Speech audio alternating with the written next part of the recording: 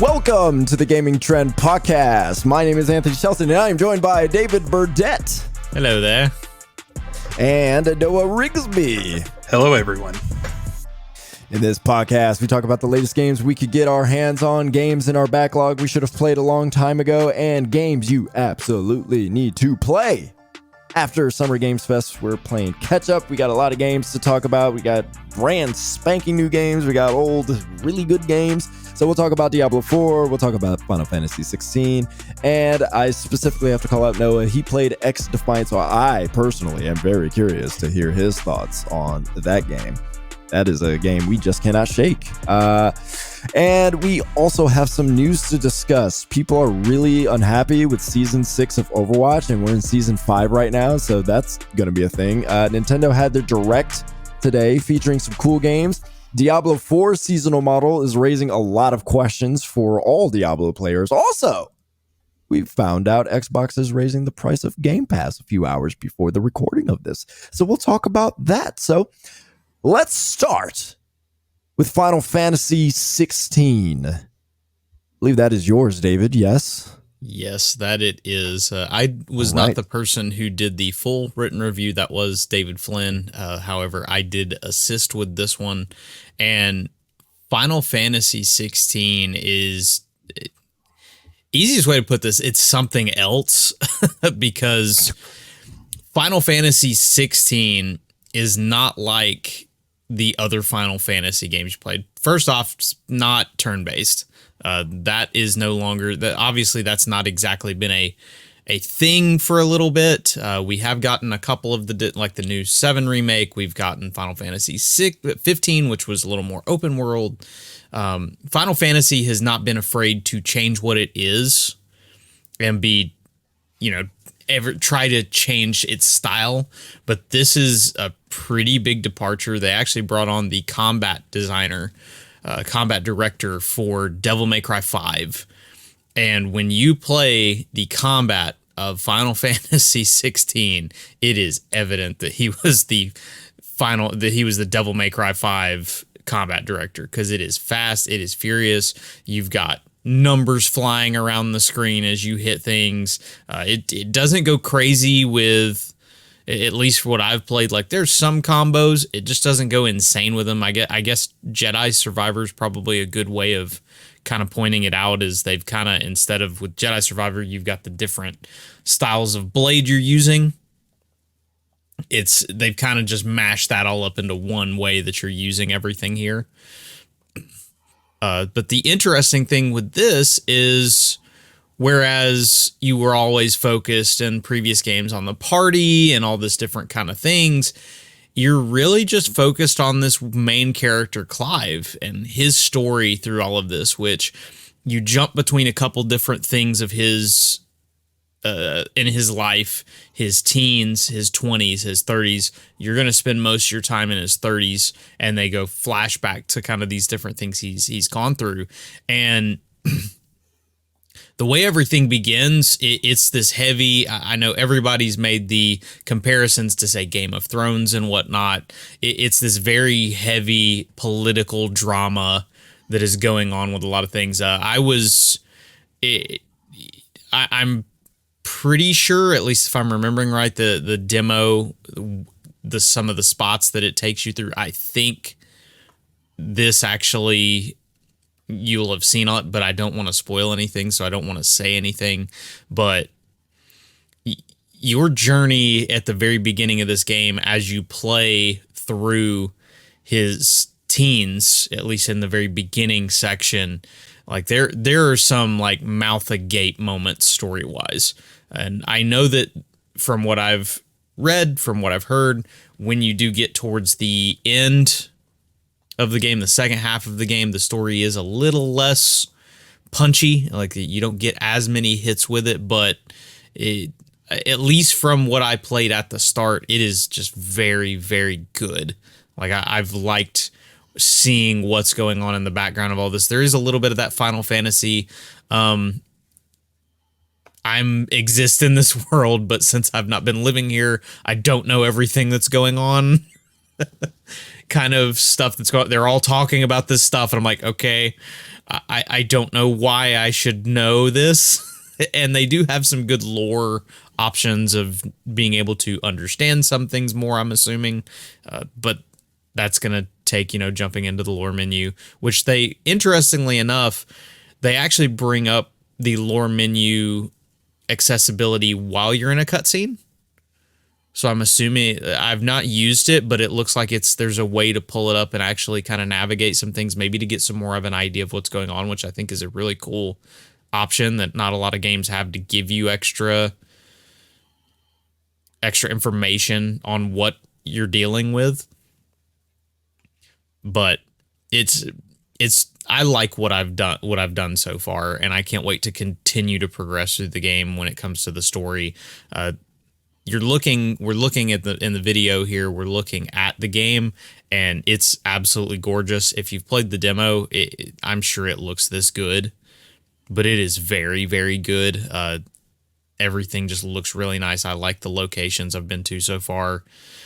There's some that just say that like it kind of blends together a little bit too much. It's not as vibrant. I'm like, well, not every game has to be Horizon Forbidden West.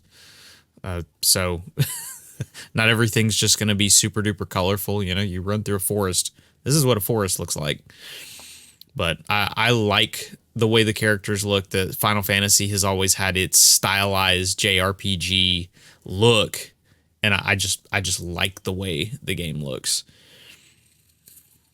Trying to think on other things. The icon stuff is super cool.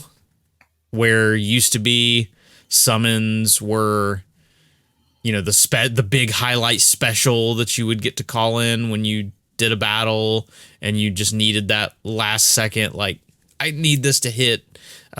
You've got them in two different ways, and you've got them in abilities, which I believe the video showed at one point, like my character, Clive, kind of swinging up a wing and hitting the character, a fire wing, and that's just an ability from the Phoenix that you get is right there.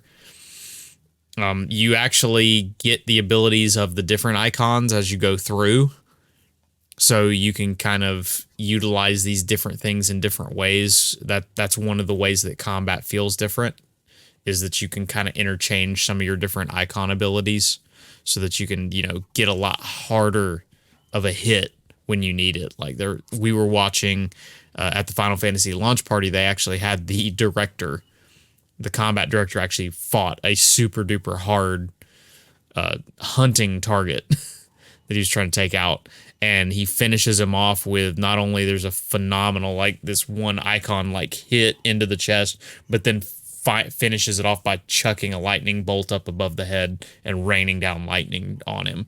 So it's just this really cool, really stylish stuff that you can do. But that goes even further into the icons themselves. And in this world, you have people who want the blessing of the crystals. If you don't have like crystals to be able to use magic, there are different characters who are blessed by the crystals in that they are dominant. So they actually are, trying to think of the best way to put it, they are somewhat of the icons inhabit them, so they become these characters when they need to kind of pull it out and fight. So you'll have these incredible moments where, like, in the very beginning of this, you have a lot of cutscenes, and you have this really huge battle that the cutscene's incredible watching it. But all of a sudden, you've got Shiva shooting her ice out and stuff, and blocking different attacks and whatnot that are coming her way. But then you have, I think it was Titan, who all of a sudden is there, and he's this humongous, like, I mean, you're talking like kaiju fight level of fights going on. And if just what we saw in the cutscene is even close to what is going to happen as the game continues on, which I know that's part of what goes on, it's just going to continue to get more and more incredible. And just the first icon fight you end up doing is pretty crazy. So I can only imagine how much crazier it gets, because that one was pretty on rails compared to what the further ones in the game are. Trying to think. Well, Just go play I got this a game. question. Yeah, go ahead. I'm watching this fight right here, and are all the enemies this spongy, or is this just a specific kind of fight? This one is more spongy than other ones. Like, there are some that I killed within a couple of hits, and this one was kind of your first encounter with this creature, so they kind of treated it like a bit of a mini boss. I am reminded of some of our earlier conversation in the fact that I do not do very well with upgrading my stuff. So I probably could have finished it off a little bit faster had I upgraded some abilities, upgraded my weapon, which I did proceed to do finally when I got a bit further in and got to another smithy and somebody that I could shop with. So I'll be honest, things when I play them often are more spongy than others because I forget. But it's definitely that specific fight is more spongy than others. The others are definitely a lot faster paced. Is the world more open world, or kind of similar like how 15 was, or is it kind of similar to like the 7 remakes? So it's definitely more that way. That's actually something I'm glad you brought that up, because that's something I didn't want to miss. The worlds are you'll have some open exploration areas, but largely the game is actually, like, trying to think of the best way to put it.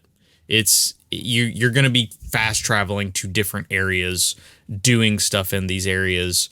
Some of them are bigger, others are more like, for instance, this place was more of a level than it was an open world area. So there are things that you will do that are going to be open, because, like I said, there are like hunts that you're going to go do for specific targets and some other different things. But largely, like, this right here is what you'll do story-wise, is they'll kind of put you on a specific beaten path with a couple things to look at as you go through. And I think it works really well for the story here, because the game knows what it is, and it does what it's doing well. Yeah, I played the demo and I loved it. Like, it's so good. Was the demo on Xbox? I forget.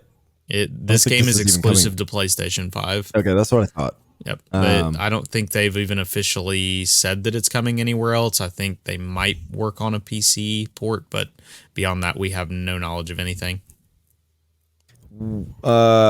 What are the accessibility features like? So one of the coolest things, and this is, so what's funny is this video is actually more of a clip of something that we were doing for an accessibility video, which is available on the Gaming Trim YouTube page. You actually have, instead of specific, like, go into the settings and change them, you'll notice right at the front there's some rings that you can equip. And this is another one of those things I've not really explored that area, because I'm so bad at exploring my gear and stuff at times. The rings, the only ones that I have, I don't know if you get other ones that you can do more regular RPG armor kind of rings for stuff. They have what's called rings of timely this, rings of timely that. And for instance, the ring of timely strikes, you'll be able to just hit square, and as you hit your enemies, it'll actually do all of your combo stuff for you. So, like, for instance, one of the things with hitting an enemy is you can follow it up with a magic burst to get a little extra damage, and it's a really quick thing that you would hit square triangle to do that. Well, with this, you just keep hitting square and it mixes itself in there. Same with even my cooldown abilities, like the wing that kind of swung up, it'll actually mix those in as well. So you're literally, it's doing all the combos for you. You're not having to really worry about anything beyond just kind of mashing square. So it does make life easier for somebody who wants to play this, but it doesn't mean that it's not playing the game for you in that sense, because there's still game sense that you kind of have to have as you're playing it. That because there's, it doesn't dodge for you and things like that. Which there's a ring that'll give you dodges and it will help you. It will do a lot of that for you, but it's not doing all of it for you, if that makes sense. Like there are certain attacks that, that's 100%. You're not getting hit by that. But then there's other things. It's like, okay, you have to be paying attention. So I don't know that it's always the best option. It's a good option for accessibility, but I don't think it's a good option for someone who is like really trying to play this game to its fullest. Because some of the combat, some of the dodges, some of that, like it benefits you to hit the right dodge. Like if you hit a precision dodge, you'll be able to follow it up with a counter. So it's a lot more beneficial to you to be hitting these so that you get the most out of your attacks. There's also one that I like a lot is there's a ring of timely assistance. And that ring of timely assistance actually gives you Torgal is your dog that's with you, and he can fight. He can do a Cura spell, which he can cast Cura, which will actually the dark part of your health bar if you've been hit. And you know how it goes with a lot of RPGs, like you'll get hit and your health bar does go down, but then there's a gray area of your health bar where you've been hit, but it's like it's gone, but it's not gone. And that Cura, it'll actually regenerate that over time. But he also, the dog, you can have him fight back as well. If you equip the Ring of Timely Assistance, you're not having to use the D-pad to control him. He's kind of doing all the things on his own. And to me, something like that was more useful for me, where I'm not... There are, again, benefits to if you get precision attacks from the dog, different things like that. It will help you a lot. But it gives someone who would like the accessibility a way to play it, as well as a newer player to something like this. But it isn't so beneficial to a skilled player to just, I should just equip this and just hit square the whole time. Like it's actually more beneficial for a skilled player to go through this and actually play the game, if that makes sense. Look for those precision timings. So you mentioned the dog Torgal. Yes. Can you pet Torgal? I have not gotten to do it yet. I believe you can, but I have not gotten to do it yet. So that's just something that I don't know yet, because I've been really hardcore following the story. So now for my follow-up. So in the combat, from the demo, there wasn't really a way to chain what I played in the demo, there wasn't really a way to continuously chain your attacks. It's kind of, you do your 3 or 4 light attacks, and then you can combo it with the triangle action. Does that get expanded upon as you get in, or like, are there more ways to chain your attacks, or is it just like how we've seen in the clip, you just kind of do your 4-hit combo over and over again, which you break?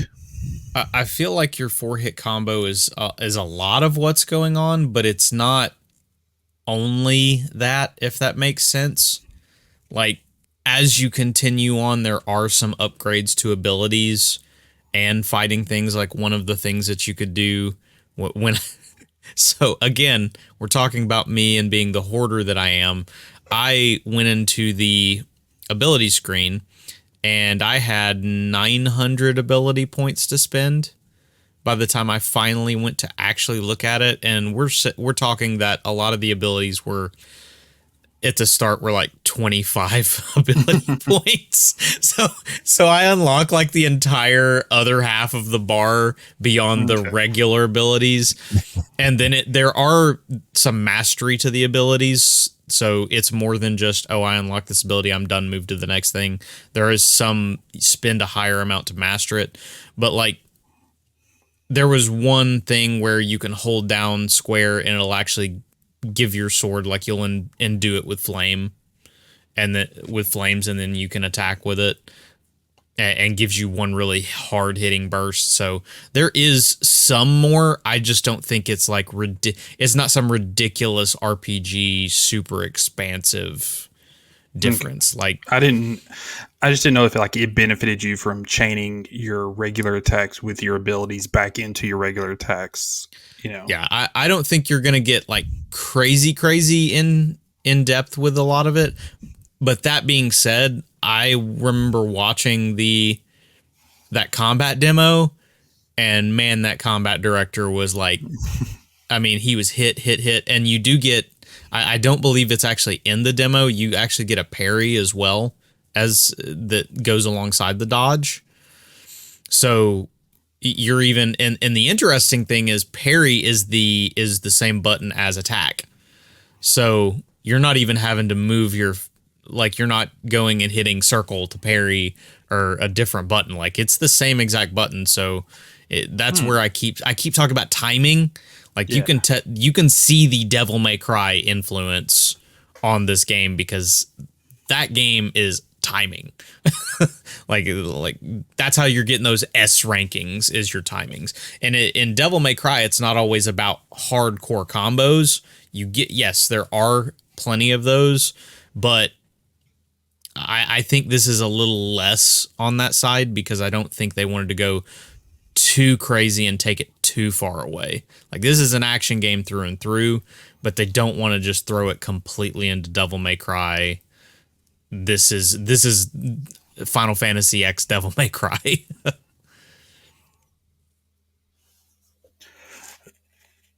Anthony, do you have any more questions? Because I got one. No, I don't care anymore. It's not on next. Not to play. No, I don't have. I want to play it, but yeah, I don't have any other questions. Okay.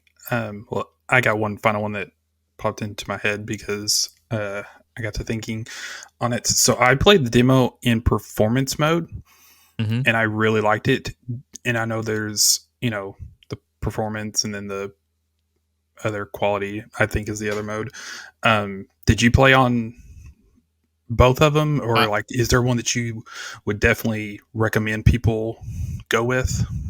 I played on performance, and especially talking to Flynn, it is better to play on performance because of those timings.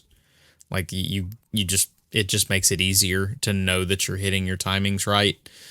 Quality does look very good. I'll tell you this, like this that you're watching again is performance, and it looks gorgeous that way. So the game isn't suffering at all. The game also is just built very, very well. I believe most of the times I ended up with any performance drops, a lot of it was in towns with like NPCs around and whatnot. So it was the fun bottlenecks of hitting those performance issues were in places where I wasn't dealing with as much. There was a little bit in some combat instances, but it was very rare even in the combat instances, since a lot of it's level based, so you don't hit a lot of it. That being said, I know that there was this big thing about, we don't have a day one patch. We don't have a day one patch. There is going to be a day one patch, but from what I understand, it's a very minor day one patch. It's supposed to be like 300 megabytes, which is stupidly small for a day one patch. And it is actually addressing some of performance mode specifically to try to clean up some of these different drops and stuff. So it may not be exactly 60, but I mean, even Digital Foundry was saying that it's one of the cleanest games that we've had this year, especially considering how many games have come out and have even Jedi Survivor still has issues that need to be cleaned up. So. Well, that and Square Enix doesn't have the greatest track record of No. Creative business unit though, they Yeah. have a pretty good track record. So I'm not surprised at all that this game is as good as it is.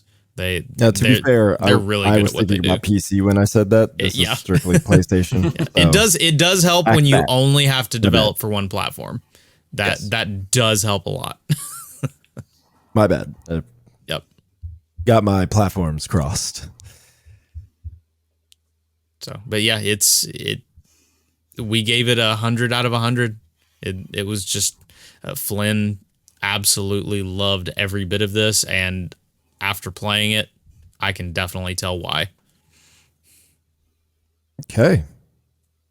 100 out of 100. Yep. It's another one of those games this year that you think about playing it when you're not playing it. And Zelda's the other one that I've had with that. So Okay. Final Fantasy 16. Make it a great first impression on a person who doesn't like JRPGs. yep, I'm not very into them, and this is like right in my wheelhouse of especially just the stylings of it. Nice. Okay. Well, another reason for me to get a PlayStation 5. I've been trying to get one. Yep. This is the year for me to get a PlayStation 5. Especially with that Spider-Man 2 coming and this and just a good year. The other stuff that you wish that were coming, but they didn't show at the PlayStation Showcase. Still all those hoping. live service games. There's rumors right now going around about Place Showcase Part 2 in September, so I'm crossing my fingers. They were like, all right, we saw what Xbox did. Fine, we'll make another one. We'll do a good one this time. All right, well, Somehow there will be a Deathloop and Final Fantasy 16 trailer at it. somehow both of those slip in there. Or Grand Theft Auto 5 online again. Yeah. Those three. All right. So that's Final Fantasy 16, obviously developed, published by Square Enix. Glad it's good, because I know a lot of people were on the fence about that. So I haven't seen other reviews on it, but They've looked I also really haven't heard strong. anything bad. They've been really strong reviews. Okay. Yeah, from everyone.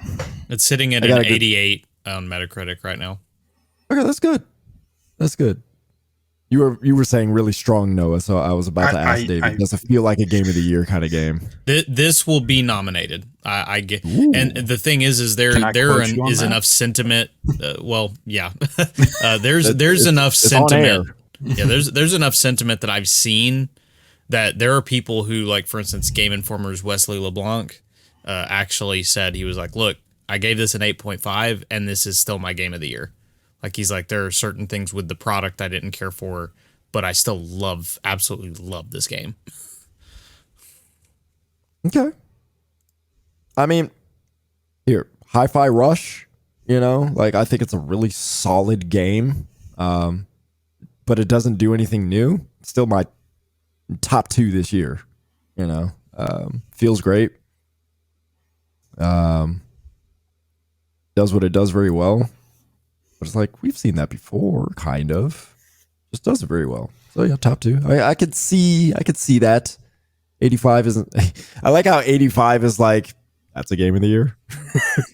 Oh, I sent a 95 and up. Oh, I sent a tweet to somebody. I was like, 88 isn't a complete and utter failure. To which the person responded, I only play games 100 or better. That's fair. Oh, that's funny. All right. Well, I always struggle throwing to myself, but I played Diablo 4. There it is. I got it up before I needed to do it. I was waiting. Anthony's just going to walk away and just make us watch this, and that's it. There it is. Behold the greatness. Let it speak for itself. So I released a video when this game came out, and my thoughts on it were pretty much my feelings about the thing. And I mean, the video got absolutely ravaged at the end of the day. Like, it was a lot of people misunderstood what the video was supposed to be. But basically, like, I give my sentiments of Diablo 4 without actually, like, I presume people have played it because of the betas. So I don't go into a great detail. I just tell people how I feel about the game. So maybe my delivery wasn't great. I'll take some blame for that. But I still stand by my sentiment. And my sentiment is this. Diablo 4 does nothing groundbreaking. It doesn't do anything to push ARPGs forward. It's not innovative in that way. It does bring Diablo into the modern era, so that's good. It needed it. But that's it. And yet I still give it a 9 out of 10 personally. Gaming Trend gave it a 100 out of 100. I would give it a 90. I'll explain why later. It's been a great year. Huh? It's been a great year for video games. Dude, it's so good. But I feel that way because everything Diablo 4 does, it does extremely well. It does everything at a high level. It's like a really good cheeseburger, like a cheeseburger, it's buns, it's cheese, it's meat, it's tomatoes, it's lettuce, pickles, mustard, ketchup, whatever you put on your cheeseburger. But when you have a really good cheeseburger, the buns are toasted just right. It's just the right bun. The meat's seasoned and cooked well. The cheese is melted just right. You got fresh tomatoes, good, all that stuff. Everything is just good. And you bite into it, it's like, this is freaking good cheeseburger, but it's just a cheeseburger. It's like that Shake Shack bacon cheeseburger I had while I was in LA. Oh, that's delicious. Yeah, there you go. I haven't had their bacon cheeseburger. I've had their shakes. Their shakes are good. That was good too. He's like, that was actually the side note. The bacon cheeseburger, that was the highlight. But yeah, it's a cheeseburger, but it's a really good everything is done right. That's Diablo 4. Like, you bite into Diablo 4 and it's like, this is really good. And so I don't blame anybody for feeling like Diablo 4 is a little generic. It doesn't really do much. I wouldn't argue with that, but it's still fun. I'm having a ton of fun with it. So let's talk about some specifics. First of all, the open world is absolutely enormous. It takes 15 minutes from one end of the map to the furthest end of the other map to get through. About 15 minutes. I literally walk through it, and it's huge. So, but it feels natural, this whole open world. It almost feels like Diablo has always been this way. With everything that is added, it feels like it's always been this just huge world with a whole bunch of other stuff going on with other people involved as well. So it's got some MMO aspects to it. That's the biggest inclusion basically into Diablo 4. We got world bosses, public events, which they call Legion events, PvP areas, and then just as you're playing, you get increased experience for fighting alongside anybody who's in the world. So you literally just exist next to somebody and you get increased experience. You don't even have to be in a party. So these things that you have in there, it feels like it's just always been this way. That's how natural it feels. You just flow. You go from one section to the next. There's no loading screens. The whole map is just there. You go and do stuff. It's fantastic. Now, Noah, you just walked away. Doggone it. He had to go to the bathroom. That's fine. He might still have his headphones on. He's probably going to download Final Fantasy 16. Oh, yeah. I don't blame him. So anyway, Noah mentioned a few weeks back, he asked about enemy variety in the beta. Now that I've played the whole game, I would say yes, the enemy variety is there. Now you got your archetypes. You got your close range enemies, long range, aggro, magic, all that. Some close enemies, long range enemies, they'll use spears. They'll shoot some poisonous insects. They all do something different.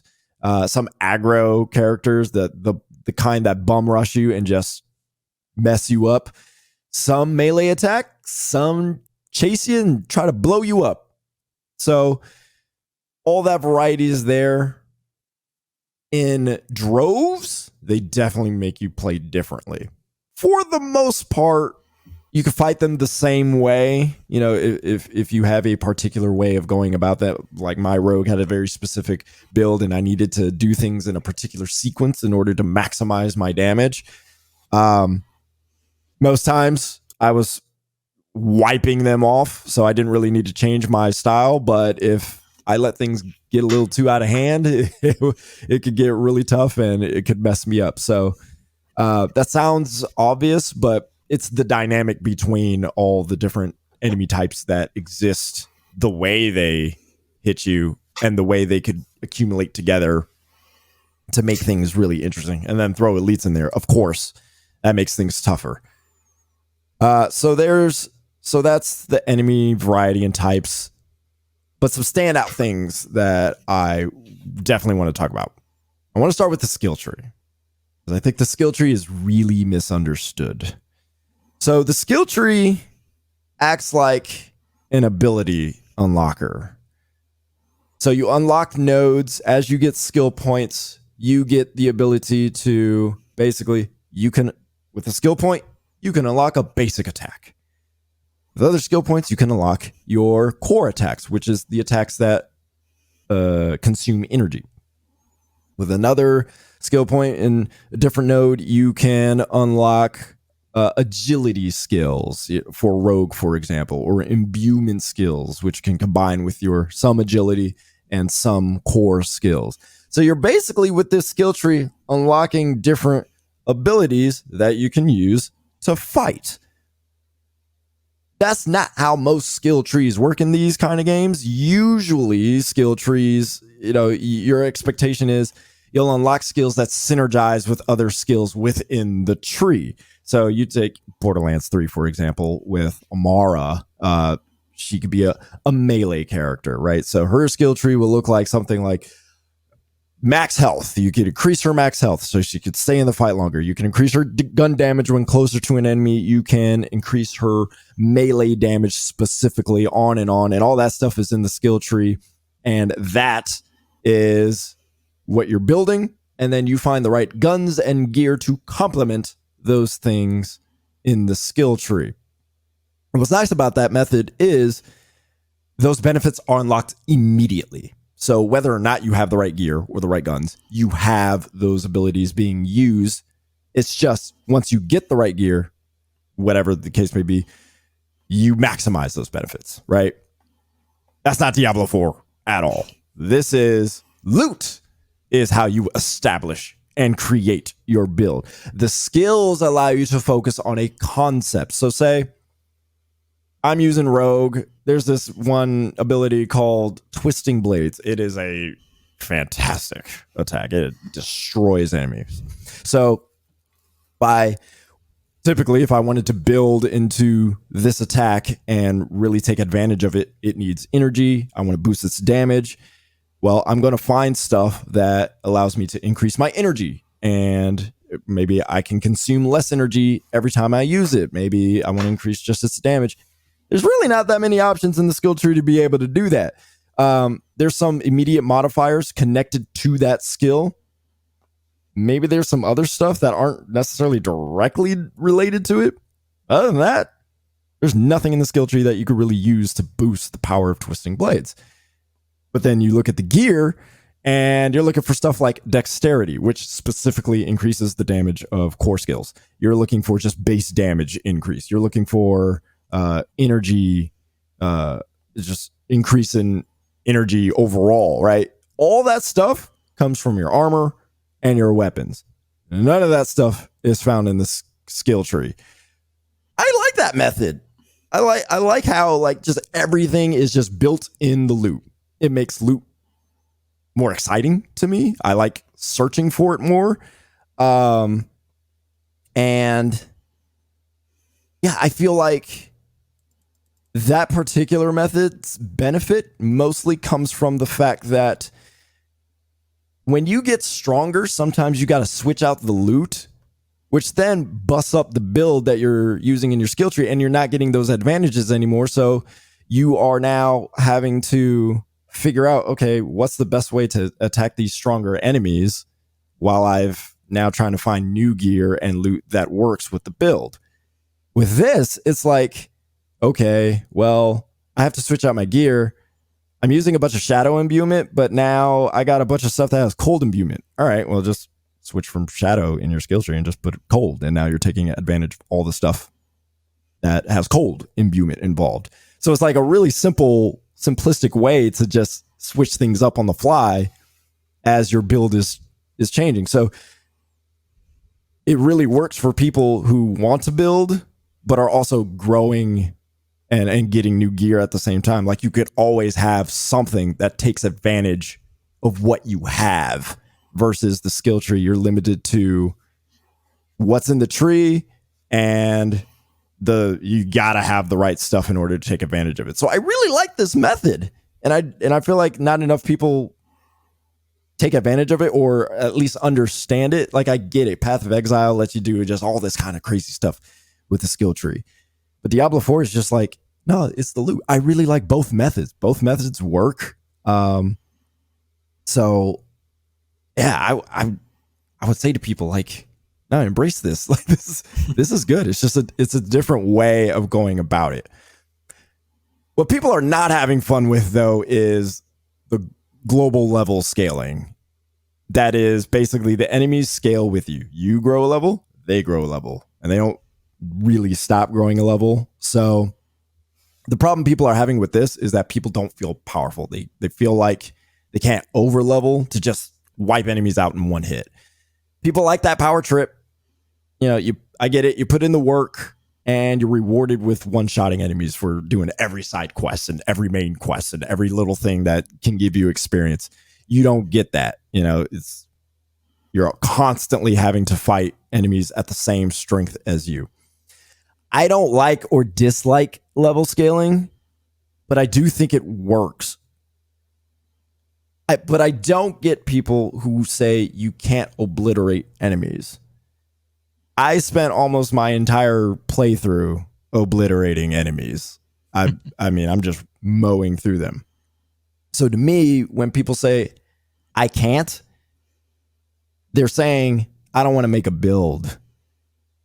That's what I hear. And you can't, this is not a game where you can get more powerful simply by leveling up. Like you need to combine things that you're finding as you go along to take advantage of something. So that way you can have an easier time and you can feel overpowered. Because I felt overpowered basically up until the World Tier 2 capstone dungeon. And it was like, oh, that was quite an increase. But my gear was so old because it just helped me all the way through. I just happened to find some really awesome gear that just combined with everything that I was trying to do. And it worked great. So that's level scaling for Diablo 4. I think this is a game that has to have it though. And the reason why, this game has 100 levels and 2 soft caps. If you over level so you can destroy enemies, it's hard to make a build for the soft caps and end game, let alone you're getting all the way to 100. Like you're not going to make a build because everything you're doing, you're always trying to get to the higher level and just always be above the fray. And so by the time you're reaching the hard cap, like you really don't have a build because you hadn't needed one. But Diablo 4 and Blizzard are saying, no, we want you to make a build so that you're prepared for everything that comes together. And you can make a build in the World Tier 2 soft cap. You can make a build in the World Tier 3 soft cap. You don't have to switch world tiers. You can absolutely stay in World Tier 2. You can have a build and just bust through every dungeon that you want. You can do all the side quests. You don't have to move up.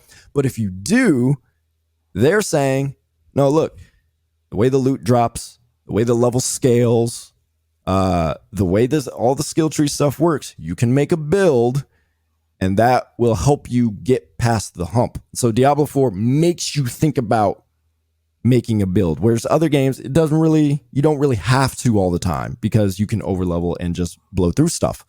So, and you could tell people have to think about a build because they're frustrated. They're like, I don't want to make a build. This is not the way I want to play. That's cool. That's fine. But that's not what Blizzard wants. That's not the direction they want people to take with this. They want people to make builds, even if it's just by happenstance, like, ooh, I have a bunch of intelligence here. Might as well add some more intelligence if I want, and just do it because you're going to need it because you got 100 levels to go through and you're not going to be able to over level for 100 levels. It's just not possible. So they just force people to at least think about the idea of making a build. So it's a super subtle, and I think it's a really great design because again, it's so subtle, like you don't realize that's what they're doing, but it's totally like, yeah, they just want people to make builds and they're forcing you to do it by making you have to fight enemies at your level every single time. So I think it's a great design there. So, but it's an example of how like Diablo 4 doesn't really do anything special. It's just really smart, right? Like it's just well built, and those subtle details make a huge difference. I would say the reason why I would give it a 90 out of 100 is the dungeons. Those are not really that interesting. They're constantly the same. They are randomly generated, but there's similar design aesthetics throughout every region.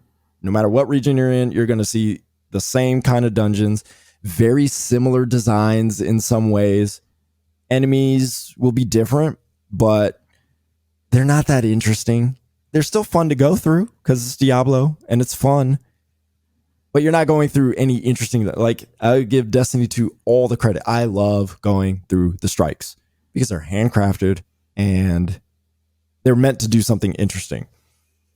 This is just, we got 100 plus dungeons. You could go through them, earn some aspects, do some stuff. I guess it's hard to handcraft 100 dungeons, but you can feel the difference that it's like, yeah, okay, I'm in a dungeon. I'm in another dungeon. Great, I'm in another dungeon. It's underwhelming. There's nothing special about them.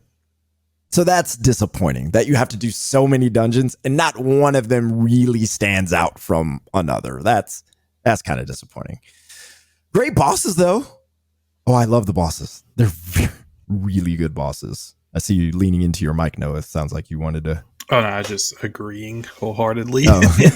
I love the bosses in the dungeons. Yeah, the bosses are really fun. So unique and fun. Yes. They make you move. They make you change your tactics. They're fun solo. They're fun in groups. Really, the dungeons, not great, but the bosses make up for it. They are very good bosses. I also want to quickly mention sound design, and not enough people have talked about the sound design. I haven't either, but this is one of the best sounding games I have ever played. There are so many subtlety. You can hear every punch, the way the enemies crunch and squish and blow up as you attack them. All the specific sound effects that they use, everything, like you don't confuse anything in this game. It all feels separated. Like I can pick out sounds when a whole bunch of stuff is going on. It is mixing and mastering that is ridiculous. Like if this game does not get some kind of sound design award, something's wrong. Something is wrong. But music's fantastic as well. My favorite part is really little thing, but whenever you guys played the beta, you walk by like a bunch of bricks or boxes or whatever, you stab it or whatever, and the box breaks, and you can like hear like individual planks, the little pitter patter, yeah, like hitting each other and falling on the ground. Like my favorite is like knocking down the logs, and like you can hear the logs individually like banging into each other as they fall to the ground. It's like y'all didn't even have to get this specific for this game. Like, this is incredible. Last thing I want to mention for Diablo 4. I feel like I've been rambling, but stability. Overall, absolute fantastic launch. Not perfect. No stretch of the imagination. It's been disconnects. People losing hardcore progress. I get it. It has not been perfect, but this is absolutely the best online launch recently. I don't even think it could be debated. It's that good. So kudos to Blizzard. Apparently the Server Slam was not just a promotion. It was absolutely something to help. It helped. It helped a lot. Again, it wasn't perfect. It's still not perfect. I still get disconnected from time to time, but it is the new standard for online launches. There's absolutely no question about it. So that's all I got to say about Diablo 4. I want to also briefly touch on the sound design because you were talking about how good it is. I'm on my source build right now, and I'm doing an icy build, strictly ice. And one of the abilities is the ice shard, and you cast out each time the 5 individual, like in a row, icicles and stuff, and you can hear each icicle of the 5 in like the burst that you throw them in hitting the enemies while you're doing all this fighting. And even with those individual 5, I can still hear when like one of the enemies throws like a javelin at me and it hits me while I'm still spamming my attack. Like so good. Like I agree with you. Sound design is S tier. Yeah. It blows my mind how good it is.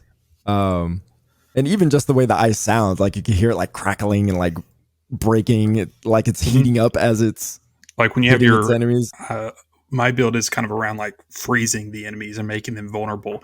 And whenever you kill the enemy, they don't make like a dying sound effect. It's like taking an big block of ice and just shattering it. It's so the elements and attacks that you use, it's not just some generic. It's like they thought, how would this sound? Like your fire sounds like fire. Ice sounds like ice. The cackling ability when I was doing my shock build sound just like electricity. Just I cannot stress enough how good it is. Yeah, whenever I use the shadow imbuement and activate it, it's like this like whoa sound. It's like that's probably what it would sound like. Mm-hmm. It just they did put in a lot of thought into the sound. Yeah, and you mentioned like the level scaling. You can obliterate. It's just you have to use the meta builds. I saw a guy, Glad, he killed the butcher in I think like 10 seconds. Like it was insanely busted build. So you can, it's just you have to put thought into it, or you can just go and copy paste builds. But like there is so much thought and like different builds for different situations. Like I've already changed my build 3 times just because of gear that I've gotten and gameplay styles that I needed to change. So yeah, and it's just like all you need to do, like you get all that new stuff and it's like, okay, what do I have a lot? Oh, I got a whole bunch of armor related stuff. Okay, I'll just make my character tanky. I'll go into the skill tree and, use anything that can take advantage of the tankiness that I got now. Like I'll never die. I might kill enemies slower, but I'll never die. I appreciate that because in a game that you're going to be touting as a live service, you want people to have a reason to keep playing and continually play, come back to. And if you make it where your builds and your styles are based off the loot that drops, it just prolongs it. Because if they did that purely around the skill tree, there wouldn't be any replayability in that, in my opinion. Like I love the loot. It feels significant and it makes me excited when I get a new epic, legendary, whatever they're called. I want to say exotic just from my Destiny background, but it's Uniques, legendaries. Another point I just realized as you were talking, a common problem too in games where I guess your builds are based more on skill trees, and then you have the gear and guns to support it. If a gun or gear gets, or weapon, whatever, gets nerfed, like now this build that you've created that does combine with this stuff feels less useful because now the thing that supports it isn't there anymore.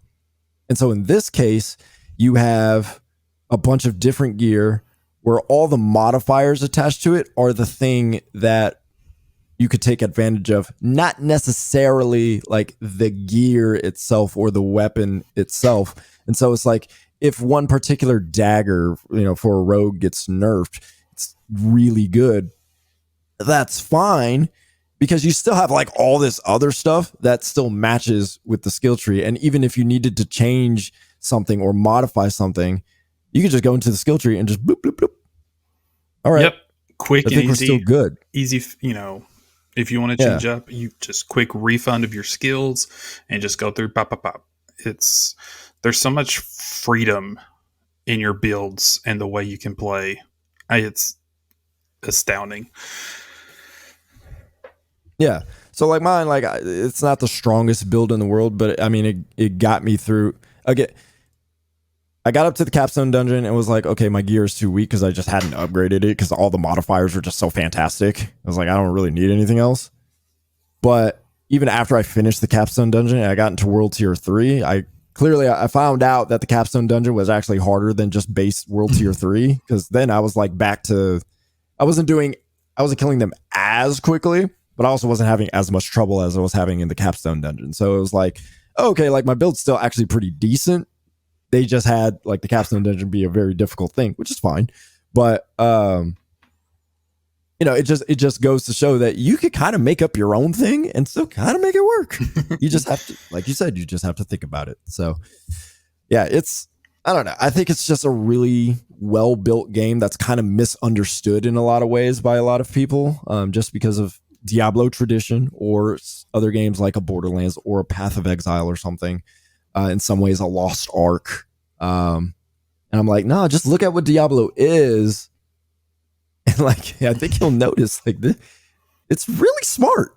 It's really actually more freeing than you think. So yes, that's Diablo 4. It's fantastic.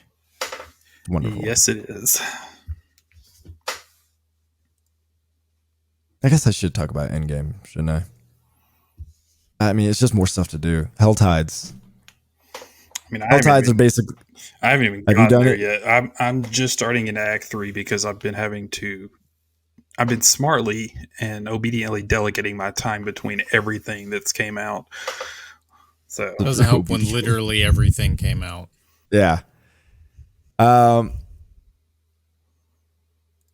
make it quick, it's more Diablo. It's fun, and there are lots of ways to get Helltides. For example, certain regions of the map become which is basically called a Helltide, and you have about 30 minutes to kill as many enemies as possible and collect a currency. Basically, I'll just call it a currency, and you can turn it in at certain chests to get loot. Certain chests require more of this currency in order to cash in on better loot. So you got 30 minutes. If you die, you lose half of the currency that you had. So you don't want to die, obviously. And there's some pretty tough enemies in there. So you do have to be careful. But Helltides is easily the best way to get loot. And then there's Legion events where it's kind of like Destiny public events, where you can just, whoever wants to get in there can get in there, and you fight hordes of enemies and a major boss, and you kill it and get loot. So there's the dungeons, and then there's nightmare versions of the dungeons, which is a version where there's just more elites, and it's just more difficult. You get good loot there. So yeah, I mean, you just play more Diablo, really. So as you increase your world tiers, you get more you get more cash, you get more experience, enemies are harder, loot's better. So yeah, all the base stuff that I talked about before, that's what carries Diablo. The end game is just more greatness. So there you go. All right, now I'm done. Let's see. There's next on the list. We got, oh yes, Noah. It's little old me. Yeah, take it away with XDefiant. So I am almost not a complete 180 from my initial impressions of XDefiant, but vastly different now with this open beta, if you want to call it that. When I initially played, it just didn't feel good as a shooter, just kind of bland, a little slower than what I was expecting coming from, the devs who were making this, and just didn't stand out at all. And I was trying to think, like, what is the identity of the game? Because it just felt like they literally took baseline shooter mechanics, slapped Ubisoft properties on it, and said, hey, here's a free to play game we're going to throw your way. Now it is much more polished and feels and plays very well. I really enjoyed my time in it.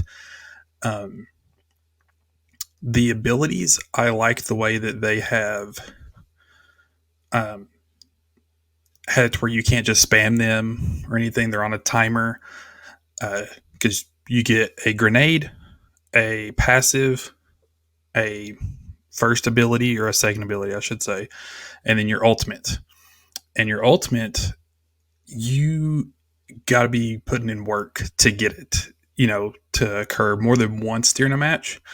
It kind of rewards you for either playing the objective or just fragging out with kills. If you just play kind of passively and stuff, you're probably not going to get it by the end of the match, which I like. It promotes engagement, promotes you to be active. And it all, nothing is overpowered. Like, I felt like when I first played in the closed beta, there was a lot of spamming of the abilities and they were very oppressive. Whereas now they're not that bad at all. Like, they're more assisting in gameplay than actually hindering the opponents. The only one I think that might get some tuning or some looked at, there is a cloaking ability where you go invisible for, I think it's like 10 or 12 seconds, and it says that your movement and your aim down speed is limited in this because obviously you're invisible. Did not feel limited. It felt pretty much the same. So I think that I could get some tuning, but overall pretty balanced stuff. I've just had a lot of fun. That's the big thing. It's been a nice breath of fresh air. In this open beta so far, I've played 3 game modes.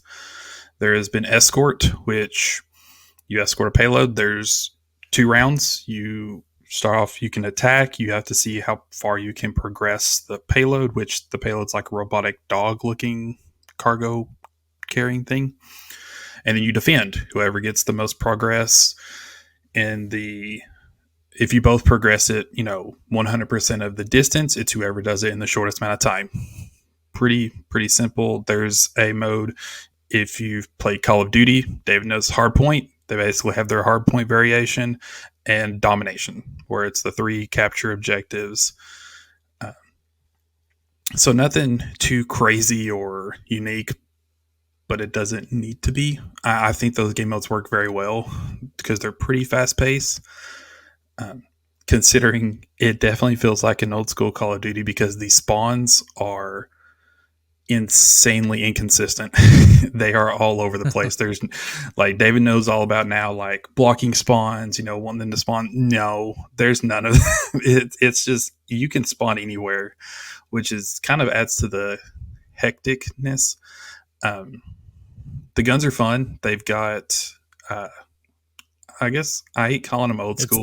It's the greatest hits, man. It's the greatest hits. It's just old school Call of Duty. I hate saying Call of Duty. You got your M4, guns. You got your ACR, You got your Fennec, you got your MP5. Vector, P90, all the stuff that we. It's grew what up should with. be. It's what should be in a shooter. Yeah. Like, Yeah. but now they have like all these weird, names. And even I talked with David about this, the attachments they kind of have, and there's different barrel attachments, muzzle attachments that you can choose, and it blatantly says like this is a lightweight barrel, this is a precision barrel, this is a fire, increased rate. It's very easy to understand, and you're not having to necessarily worry like, oh, what is this like Bruin tack muzzle flash hider? Like, what does that do? No, it says this is lightweight, it'll make you faster. So it's very easy to understand, very simple. In terms Stats of are very specific too, so that helps. yeah, there's like you have mobility, accuracy stats, and it does a really good job of doing. So if it increases it, you get green, decreases red. So you can kind of see which one pick and choose. The guns, it's nothing changes there. ARs and SMGs is the only thing viable other than snipers. I don't know why they put forth the effort to put those in the game, I guess, for those 4 people who run with LMGs and stuff. They're the main slayers, nothing changing there. In terms of feel, with aiming and gunplay, felt more like a respawn game. Felt a lot like Titanfall 2, where there is a lot of movement, and it rewards you for being able to move, slide canceling, jumping, sliding, all that's very rewarding. Aim assist, not a lot. It definitely takes some getting used to. If you're coming straight over from any of the newer Call of Duties, going to be a bit of a wake-up call, especially for me. I had to take some adjusting on that side. And then the last thing I want to talk about, which is my favorite part about it, is that from everything I've seen, their public playlist will be connection based. For being a beta, the games were very, very consistent. No lag spikes, no people rubber banding. Ping felt pretty good, all things considered. And it was the old school Call of Duty where my first game, I got 3 kills because we were getting mowed. And then the next 2 games, I dropped 35 because, there's just anybody can get matched up with anybody. It's not this skill based where everyone is trying hard, sweaty, the entire time. And so if you're wanting a break from Call of Duty with its matchmaking and try-harding, try it out. I think you'll be very surprised. I wanted to bring up a tweet that Mark Rubin pointed out that I very much appreciate and enjoy, because I don't know why a lot of people think that everything has to be a killer of something. Like if a new game comes out, is it going to be this killer? What's it going to do compared to this? He said in a tweet, XDefiant is a love letter to the arcade arena shooter. Is it a COD killer? Piffed. I have no idea. We're just trying to make a game that people can love for a long time. And I mentioned before, I was trying to figure out what XDefiant's identity is. And after seeing that tweet, it definitely feels like a love letter to old school COD, those old arena shooters where it's very fast paced, frantic.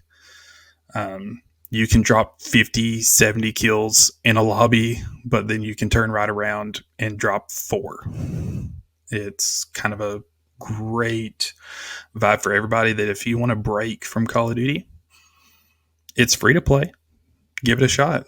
I believe he said that, or somebody from Ubisoft said that XDefiant will have obviously purchasable skins, but and they're the also battle pass, I'm pretty sure. Yeah, and the battle pass, but they're also wanting to make it more, I guess, instead of having like we're going to put 50% skins, microtransactions, and 50 earnable through challenges and in-game. It sounds like they're going to try to definitely make it more how there are more skins available that you can earn and, get yourself rewarded through gameplay versus microtransactions. So we'll see. the quality of the skins they do and they choose in that. But it's a good, refreshing thing to hear that they're not strictly like, hey, we're very much worried about the microtransactions. It sounds like it's almost second nature to them. Like, hey, they'll be out there if you want them, but we're going to put a lot that you can earn in game. So yeah, I definitely think, Anthony, you should give it a second try. Because I have, like I said, big turnaround for me. I've very much enjoyed my time so far. It would be the 6th or 7th try for me at this point. No, that's interesting. I mean, I came around after I stopped playing, after the last closed beta, whatever it was, and I realized that it's not. It certainly takes from Overwatch. It certainly takes from Call of Duty, but it is not meant to function like Overwatch as I expected it to do, because it takes so much from Overwatch. You got moving a payload, you got the ability stuff. So I was seeing all these things happen, and I was like, there is zero coordination, there's zero teamwork. Everybody's playing this like it's Call of Duty. And after I was actually playing with Cassie, and after I was done playing with her in the game, it was, yeah, I see now, because I was using the echelon with the cloak, and I was like, okay, yeah, this cloak wasn't for anybody else. It's not necessarily for me to flank with a coordinated effect. Yes, timing is everything. I get that. You don't want to 1v6, and all that stuff. I get that, but because there's so many different lanes people can go down versus like Overwatch, it's almost just like one kind of lane with a few flanks. If you understand what I'm saying and the difference of that. Mm-hmm.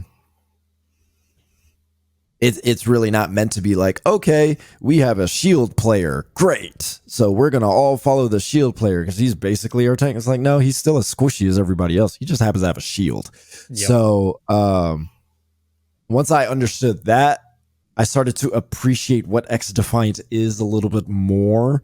I do still struggle with what its identity is supposed to be. I get the old school love letter to old school Call of Duty. I just don't know if it's convincing enough to attract the enough Call of Duty players to spend enough time with XDefiant that they decide to pay money for stuff and not pay money in Call of Duty. Because that's the biggest thing with Call of Duty right now. For Call of Duty players, it is their Madden. It is their FIFA. That is what they play. So can XDefiant catch enough people from that audience for it to stick around long enough? I don't know. That's my concern for this game. I will say, whenever I do play XDefiant, I do have fun. I'd rather play something else before that. But I know every time I do play it, I do have fun. Yeah, I definitely want to see, how much engagement they can keep with players.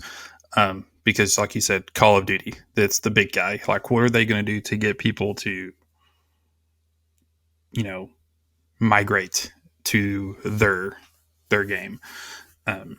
I think a big part of it will be the content. Like, how much content are they going to drop? I played probably about 4 or 5 maps, I would say, so far, and I don't know how much,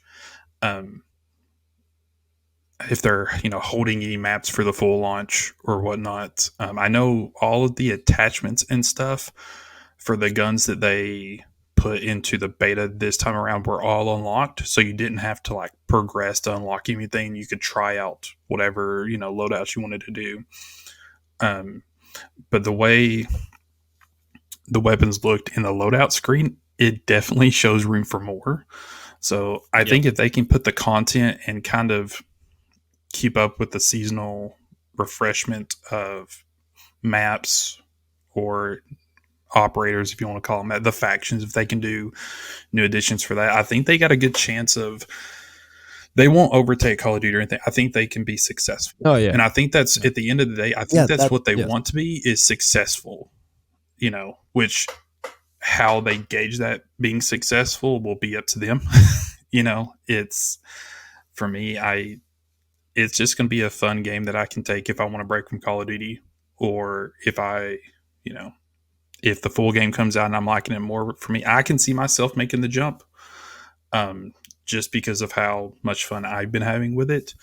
It's just they need more than just me to support them. So they've got a lot of work ahead of them, but there are 14 maps at launch and one coming every month is what they've said.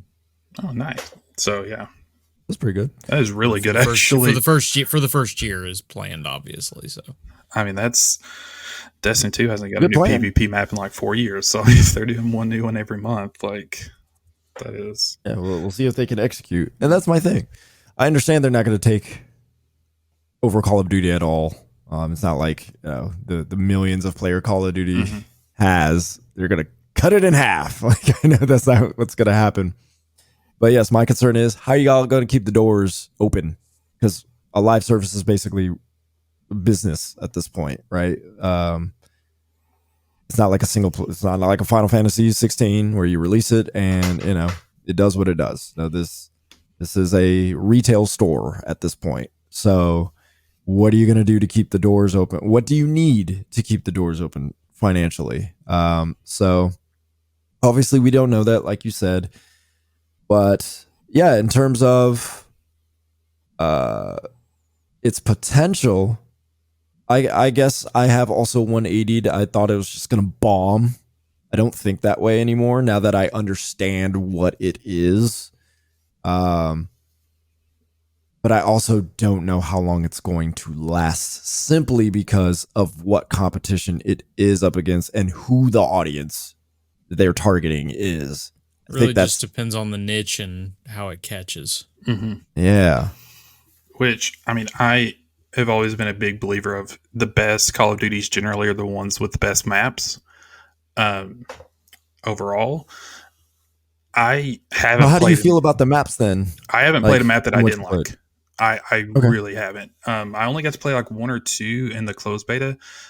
This one, there's been some really fun ones. There's one that's in a zoo, like museum type area. Mm-hmm. There's one that's almost like it's a connection between 2 buildings. There's one that's abandoned like street line. I haven't played one that I didn't think played fun, unique, with lots of. It doesn't worry about like. There's old school Call of Duty maps generally had a 3-lane system. Yes, the good ones. There is a 3-lane system, but it's not very evident. Mm-hmm. But you definitely feel it. It's not like, hey, you guys are going to fight these three lanes. It's almost instinctively like you can tell where the lanes are going to be. So I agree. They do a very good job obscuring the lanes. So they guide you down it, but they leave enough space and openness and like little detours that pique your curiosity and like make you go that way and try it. Yep. And then you'll get somebody spawn, right behind you. You're like, that's old school COD. I meant to say, so you're talking about like the coordination, like the team. I could tell you, the majority of the matches that I played were the like hardpoint game mode and then the escort. I played a couple of domination game modes, but it was majority of those. So I don't know if they, were weighted heavier in their rotation or not. But my guy, there is no coordination on escort. It's like, who's the one? Team, man. Who's the one like dad sitting back with his AR, just like, okay, I'll push the cart. It's just a whole W old school COD players just running at it. And it's so much fun because it's like, I feel like we're supposed to be doing something. Oh yeah, there's a payload. And the best part about it is they weight you playing the objective on your final score. Like after each, match or whatever, it's got the score, and you'll have your kills, deaths, assists, all that stuff. I'm not making this up. There was a guy who had 4 kills, was at the top of the leaderboard because he sat on the payload the entire time. Yeah. And so it was like top of this leaderboard was 4 kills, and then you had like 20, 22, 15. Like this guy jumped all of us because my man played the OBJ. So that kind of stuff is really fun to see, It is. Yeah. Yeah, it's been fun. I think everyone should at least give it a shot and see what they think. Put some time into it. So nice thing is it's not launching like Skull and Bones at $70. So that is very true. Yeah. Okay. That is XDefiant. I'm glad Noah got to try it out. All right. That is Ubisoft, specifically Ubisoft San Francisco. So that is their jam. All right. Let's get into some news. David, take it away. Okay. Well, first up, we've got Overwatch 2 Season 6, which... this has been in the news for a little bit, but this was too important for us to pass up because after all the talks about the stories, content being canceled, and we're not getting our PvE and stuff, well, they said we were still getting story missions. We are getting story missions. However, you're going to have to pay $15 to get story missions, and it's just a few of them. Meaning that we'll probably get to another season and have to spend another $15. So I have to present the question, has Overwatch lost the goodwill of its fans? I think it's good to note the fans are pissed. Very. Nobody's happy about this. No. Yeah. Nope. So... Noah, you can go first if you want. I mean, I think the content will be good. I think the story missions will be good. Okay. The thing that I am curious about is what reason will people have to play it more than once? Like that you've already said your replayable PvE content is gone. So these story missions, so you want your players to spend $15 to play a mission that they'll play a couple times and then go back to playing, ranked. I don't know how they're wanting that to justify if there's no replayability, because the majority of the player base, what happens during all of the Uprising events, they hop in, they play it a couple of times, and then they just hop right back into multiplayer. And that was free. So this, I don't see it being worth it for the majority of the player base. And especially announcing that so soon after, the whole fiasco of canceling the PvE portion of it. Every time somebody says canceling the PvE, I can't help but laugh because I was like, that was really absurd. Go ahead. Well, I still the PvE is just the easiest way to describe it. For me. No, I'm saying, yeah, I'm not knocking the way you're describing it. I'm just like, the idea that they canceled it was so absurd. Like, and they went, if I'm reminded of it, I start. They went almost a year, and they knew about it without telling us. But we've talked about it. We've Yeah. So my biggest thing is they're not going to be able to call this PvE content if it's just a story mission, because PvE, your Overwatch had a great analogy. He's like, when I think PvE, I think RPGs where you have multiple, combatants you're fighting in the term, you don't, he's like, we don't think of Call of Duty campaign missions as PvE content. At least I don't. Okay. And he's like, so how are you going to be describing these story missions as PvE content? So I think if we can see the first one and see the depth of it and see if there, is a reason to replay it more than a couple times, I think that might change some people's minds. But I'm just curious to see how this performs monetarily for them, because people are not happy right now. I'm not paying for PvE, the story missions. So be mad, and they have every right to be mad. Yeah, they are fighting an uphill battle, and the announcement of a $15 in addition to what is the battle pass, like $10? You're wanting that in addition to. That's just tough. That's a tough pill to swallow for a lot of players, myself included. Like, I'm not going to be, but we'll see if anybody else does. So,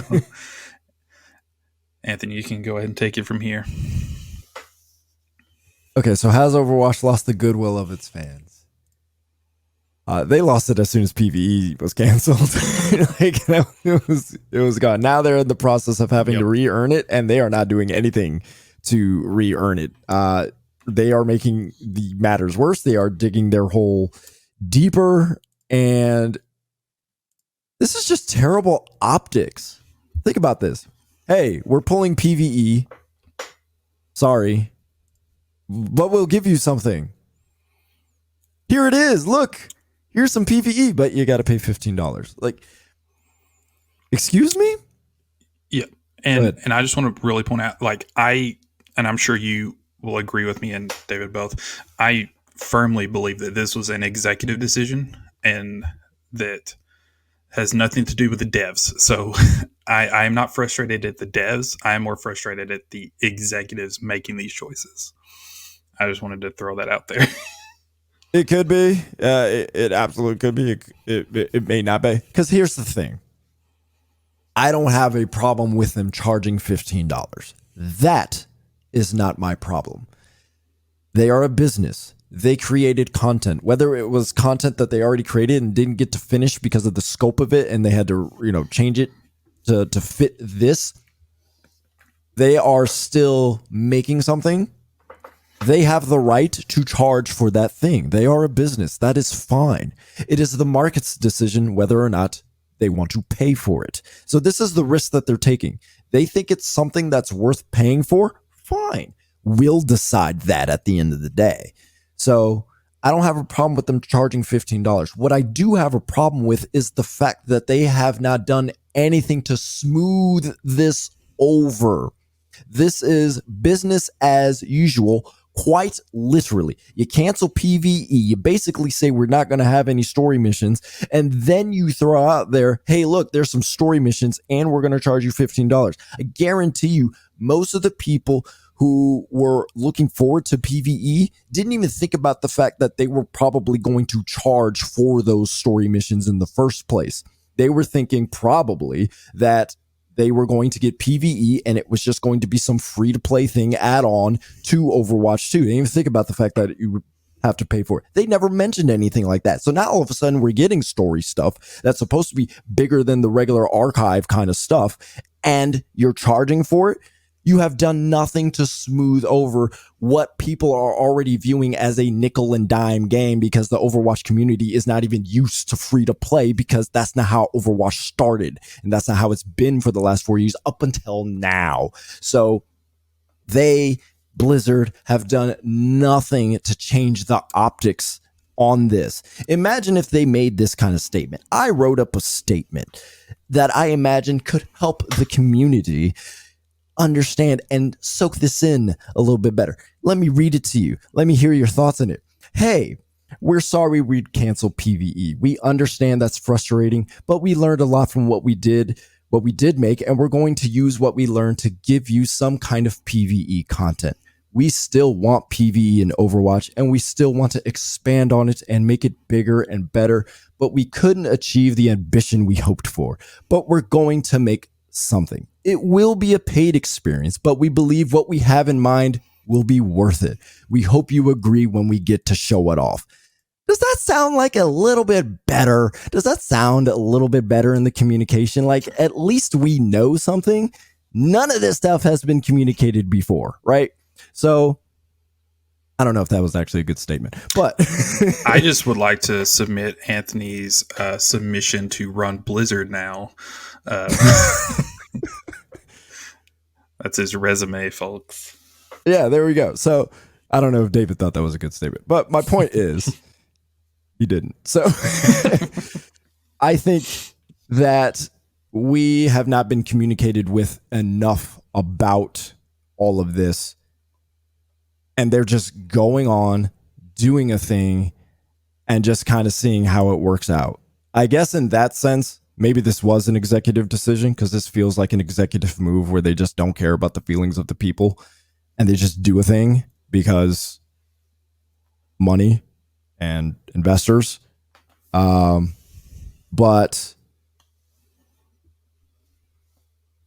this is not what the audience for Overwatch, they're just not used to this model at the end of the... Yes, they probably play Apex. They probably play Fortnite and Destiny.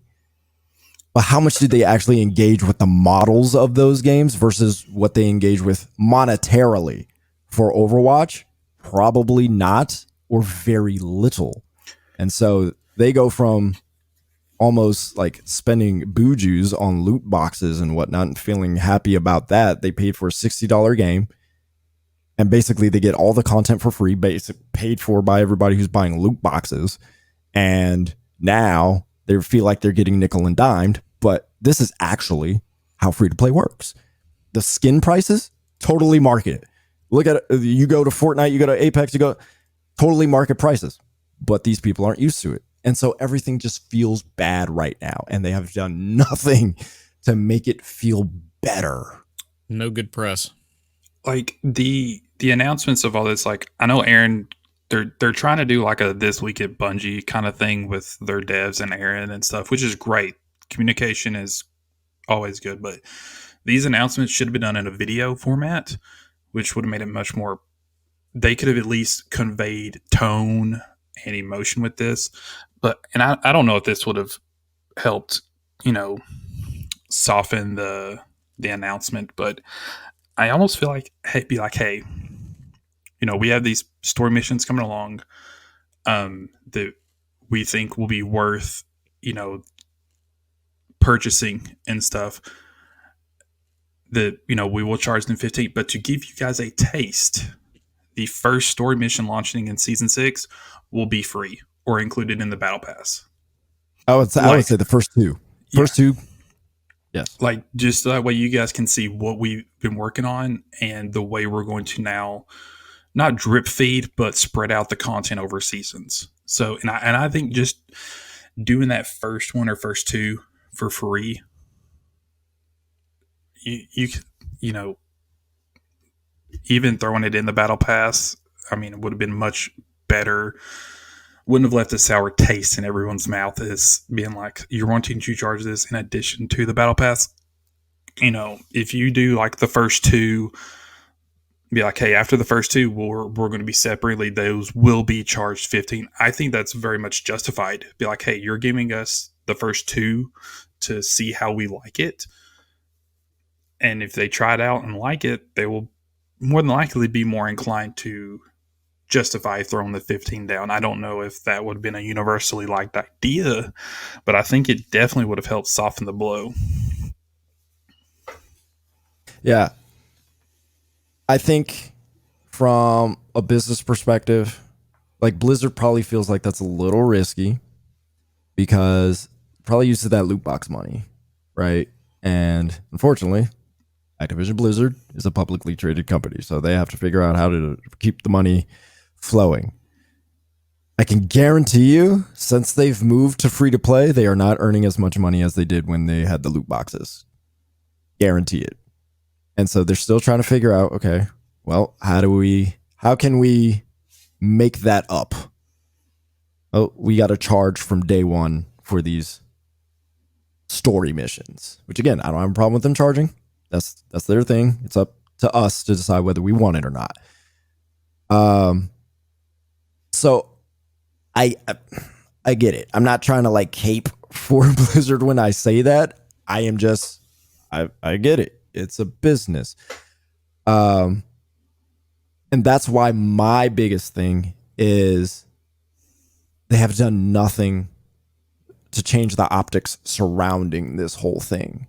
They're just going and doing things and expecting people to like it. I could guarantee you these marketing and PR people for Overwatch right now are like, y'all are making this really, really difficult. Stop it, please. Yeah, like, goodness gracious. So yeah, that's why I'm like focused on the optics of it, and because that matters. I mean, I have seen what happens with Destiny when they F up. Like you saw what happened with Lightfall. Like they came out and were like, you know what, we get it. We didn't do that well with Lightfall. Like they just came out and said we didn't do that well with Lightfall. Joe came out and was like, hey, we know, we're moving on a speed train, and it landed and it didn't hit like we thought it would, but we can't sit here and mope about it. We have to be better. We have to make up, keep moving forward. He used the analogy of like a basketball loss. Like you can't sit on that. You have to prepare for what you have next and make sure that you're better than what you were last game. Yeah. And yes, Blizzard had some kind of apology for all the PvE stuff. I mean, it was almost like a 40-minute apology about all this and explaining like what happened. Almost, I would say they almost explained too much. They were a little probably too honest with their explanation, and I appreciate that. Like I give them credit for explaining how all of that went down, how they came to the decision, all of that. It doesn't feel good, but I'm glad that they said it. I appreciate the honesty. But from there, you need to work to build back rapport with the community. This, with no context, with no communication, does not do that.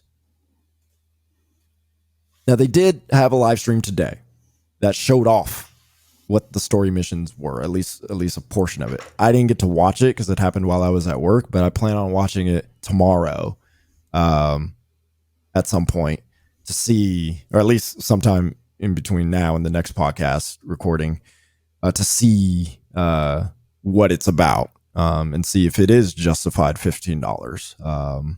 Because it might be. I mean, I watched it and it will be. I think it is. I think it is worth the $15. I think. Did you see it?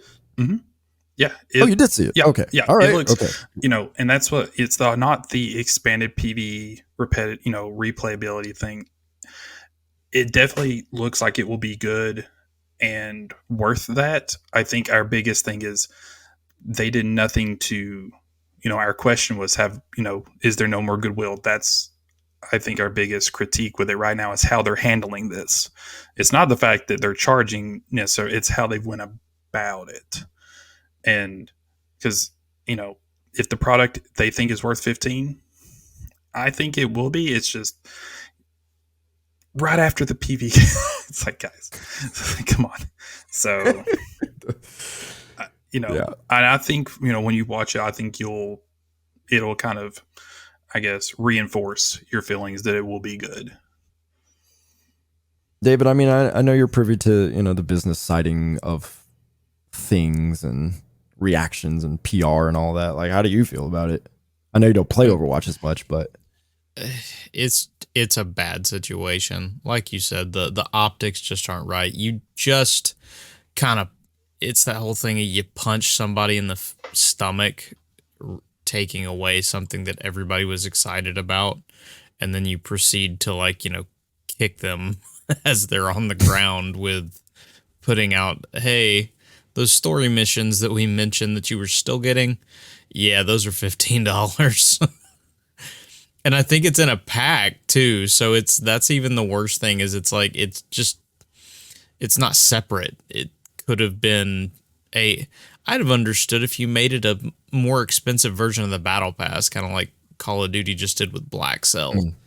Because Call of Duty essentially made it where it's like $30, only real money, but like you get like $10 of additional points for the mode, like different ways to get like that. Something like that makes sense. Not a separate $15 pack that includes a couple of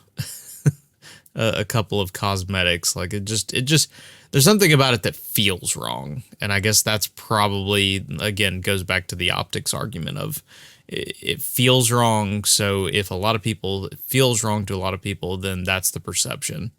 So it's just not a good look when you're already dealing with a bad look. You reminded me of something too, about the fact that we're paying for something that they kind of were already working on. We all know it's also a lesser version of what they were planning, so that also feels bad. It's like, oh, you're charging us for something that you were working on, and it's automatically going to be lesser because it's not what you envisioned. So it's like, oh yeah, and I'm assuming they've probably got more story missions to charge us for. So in the end, we may get pretty similar to whatever the PvE cost would have been. In the end, just slapped in with cosmetics that we weren't expecting to have to pay for.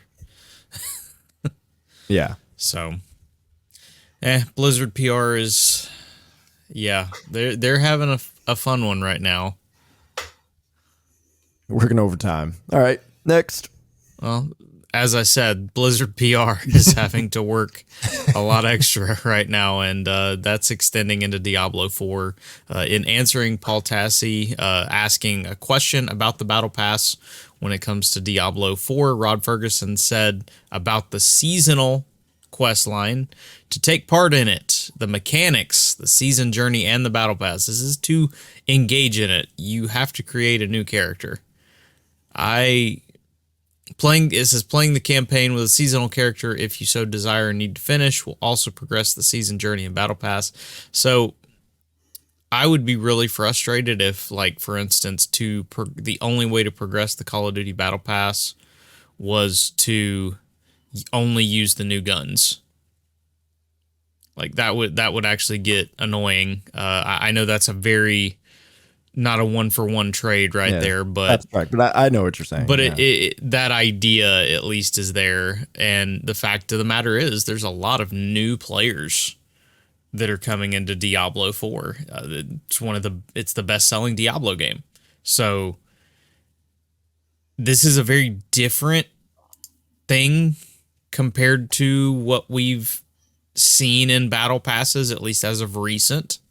As of seasonal content, from what I understand, Diablo 3 has a very similar system, but I don't even feel like Diablo 3's was introduced until later in the cycle. So I guess the question really is, how did we get here? Because it feels like a lot of media. I mean, if Paul Tassi doesn't know about this, then that's a pretty big name in just gaming in general, and it really feels like a lot of people just missed this report. Yeah, I feel like this is just my working theory on this. I think it was a matter of, they're prepping the launch, they hit the green button to, get the countdown started, and they're like, hey, yeah, we told them about the seasonal characters, right? Right? And everybody's like, oh, yeah.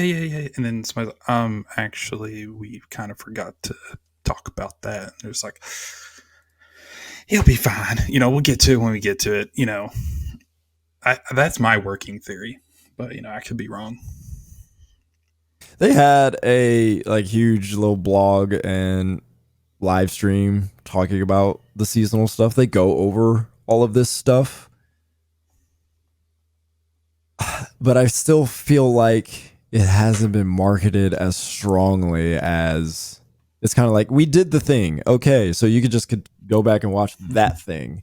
Maybe that will change as the season draws closer and like they're marketing it and you hear about it more.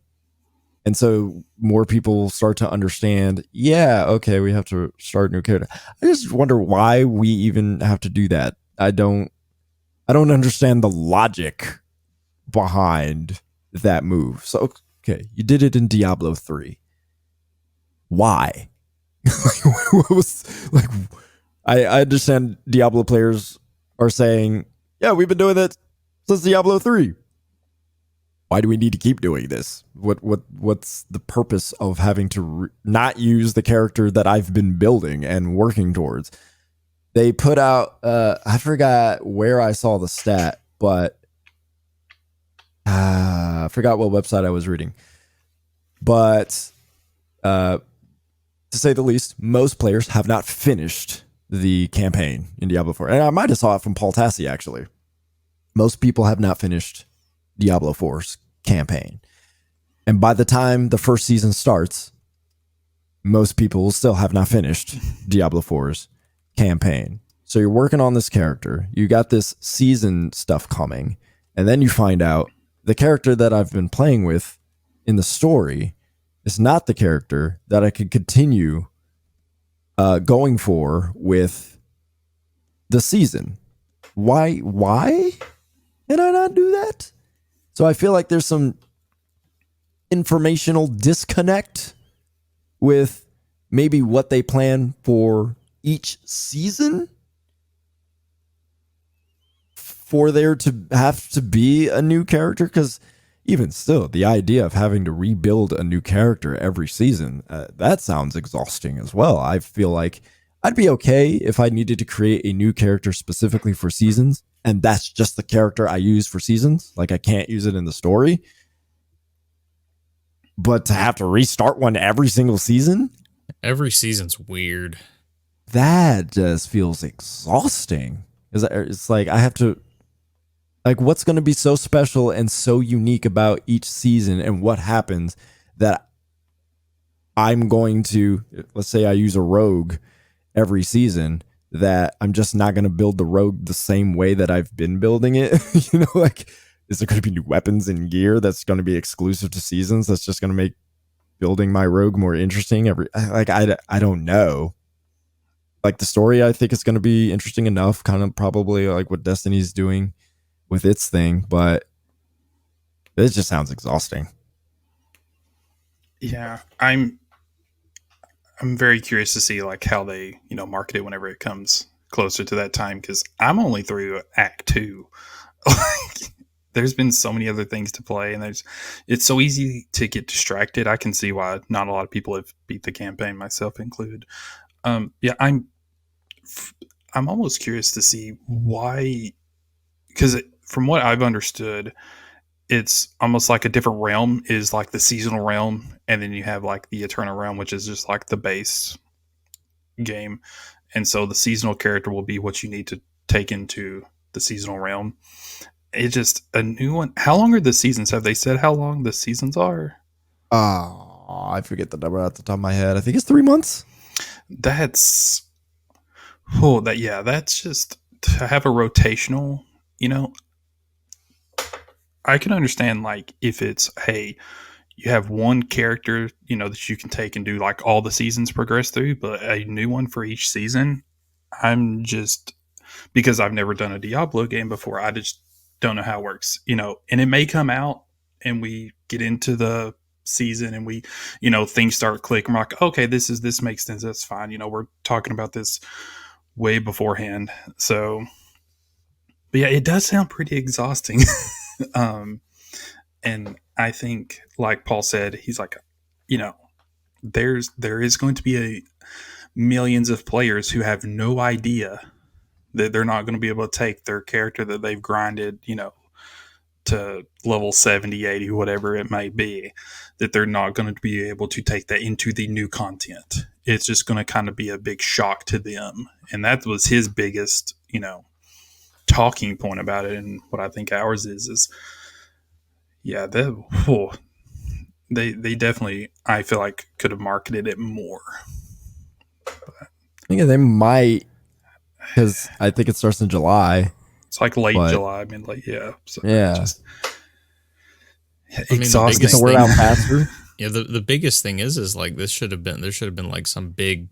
Most people have the whole roadmap reveal like at launch. Like this should have been very common knowledge. It feels like, and that's probably the biggest thing to me is just this should have been more common knowledge. Yeah. So they did. I want to make that clear. They did. They have a huge blog, a video talking about all this stuff. I think why it got missed was it kind of fell in like all the other marketing videos of like the Diablo 4 launch trailer, the dev diary type of stuff. Oh, here's the seasonal stuff we're doing. Here's another Book of Lorath video. Like there's so they put too much in. Essentially, is what you're getting at. I feel like it. To me, this should have been. Deal. To me, you should have done only roadmap, like very how the season will work. Yeah, I'm sorry, not all of that stuff was in the video. Okay.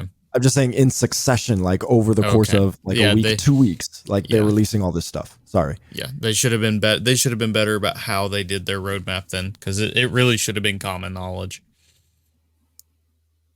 Yeah, because I pre-ordered the digital deluxe or whatever that comes with the first season.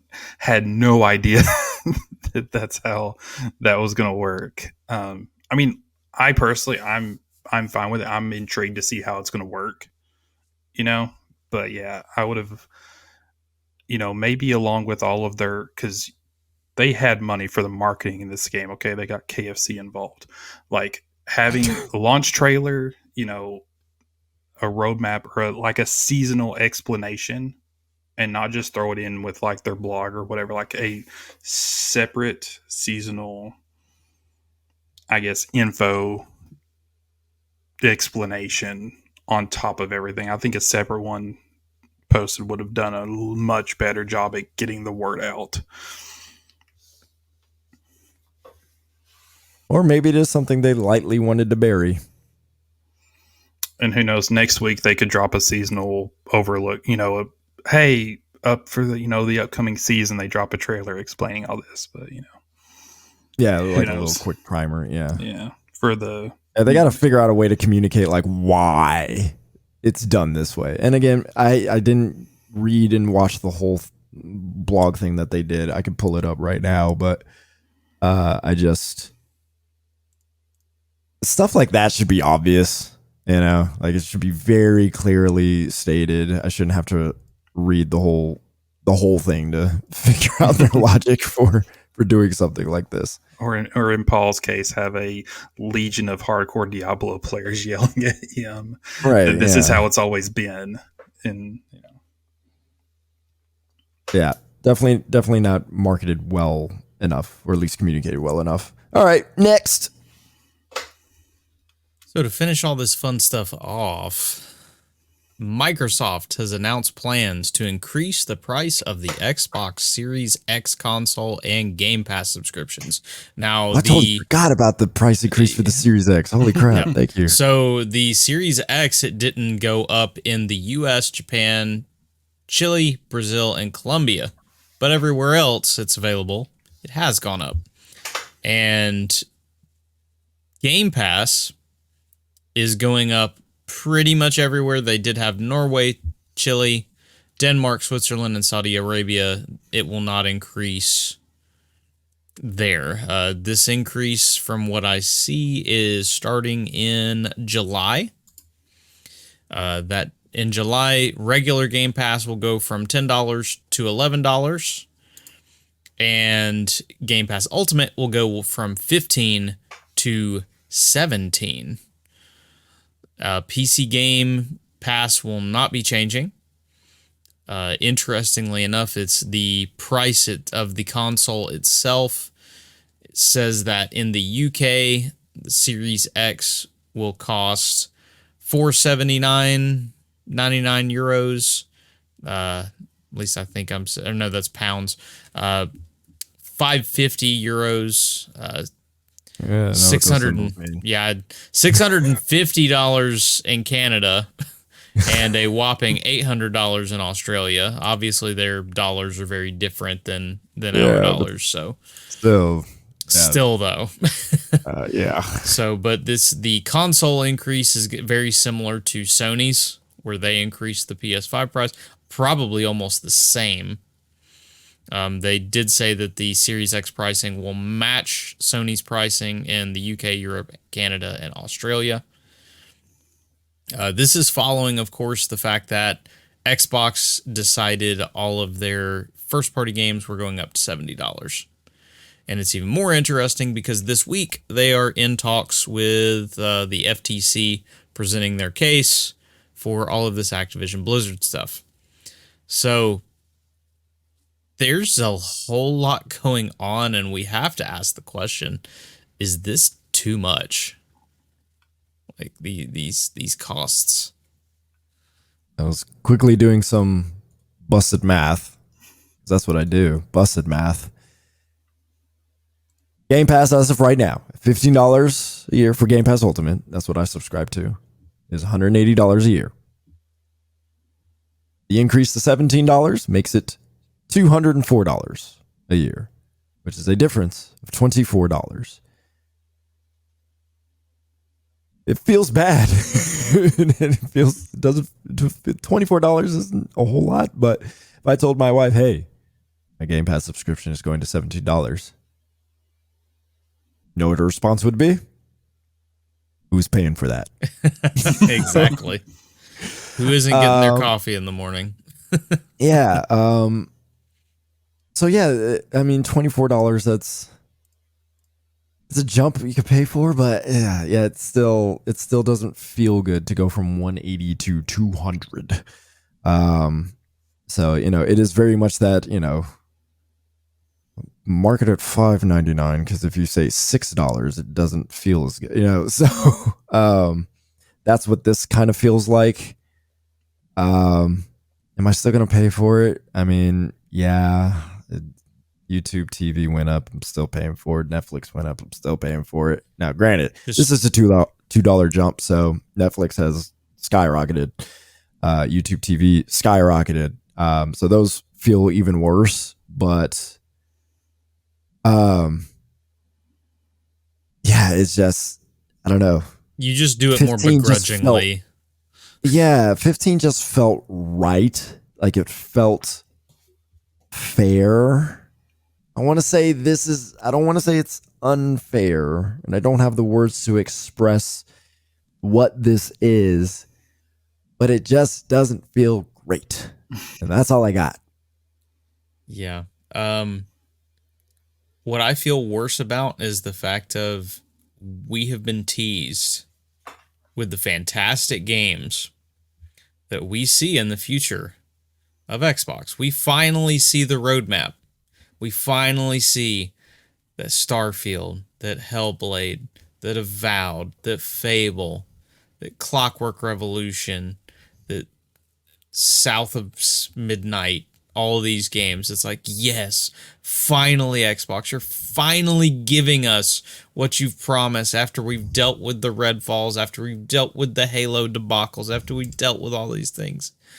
Cool, the promised land is here. You just got to pay $2 extra a month to get there. Because it's not just that this is $24 more a year. It's that we're still technically waiting on these games.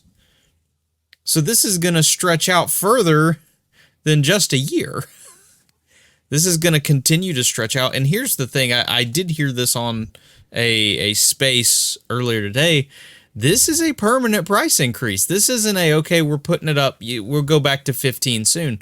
No, this is going up. And if they can do that for this, if if this whole Activision Blizzard thing goes through, how much more expensive is Game Pass going to get? Because this is the price when we haven't gotten big games yet. What happens when they said the price increase is like based on market conditions, right? Like it's market conditions. I know we can do that. We can do that. Market conditions meaning that we've got expensive video games coming down the pipeline because, of course, we could offer all our first party when we didn't have first party.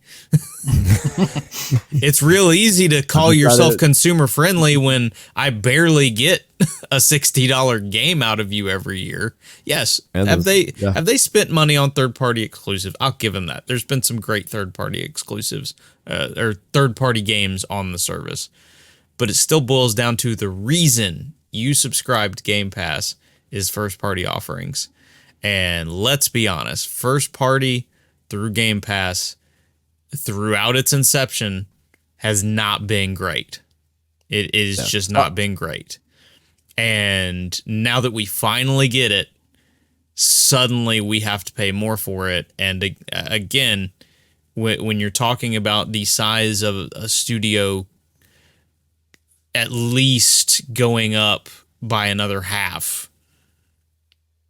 Yes, I know there are different things about CMA and like you have to keep the price of Game Pass at this. It's part of the reason they raised it now is so that they can get away with and still I think it was like lesser of two evils. They're hoping they're just crossing their fingers that this doesn't bite them in the butt in these discussions. But soon as you get those Call of Duty games in and all this kind of stuff, I'm willing to bet if, depending on the length of what they would agree to with Activision Blizzard, as far as we're not raising our price for this long, it's going up to $20 the second we get to the end of that contract, at least. Agreed. Because by then, Activision Blizzard, you're going to have Blizzard with their new game. You're going to have, obviously, all these new Call of Duty games.